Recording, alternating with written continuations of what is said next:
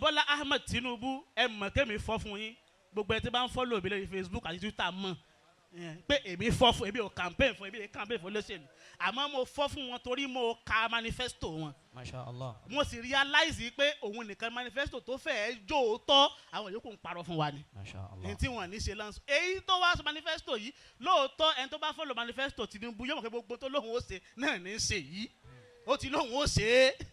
Ìtawọ̀ kò gbọ́yé gbà ní pé wọ́n ń parọ́ fún wa pé ṣé bàbá àràwá bá ń tẹ̀lé. Àmọ́ pé tó lówó ṣe ni kò parọ́ wàláhì kò wàláhì thumma billah. Ìtò kọ sí manifesto rẹ̀ pé òun ó ṣe ní ṣe yìí. Ìtò lówó ṣe ní ṣe. Ìtawọ̀ kan ń ba àjà sí ni pé kò sí human face ń bẹ. Kò sí sympathy ń bẹ ó jẹ́ kí wọ́n náà mọ̀ rò pé bí tí ń dùn wáyé wọ́n náà fi gúnra rẹ̀ lára wà mọ̀ pé wọ́n lówó. Isa adawruka yati khairu adiwari. Tí gbà rẹ̀ yìí tí ò bá padà rọ̀ wá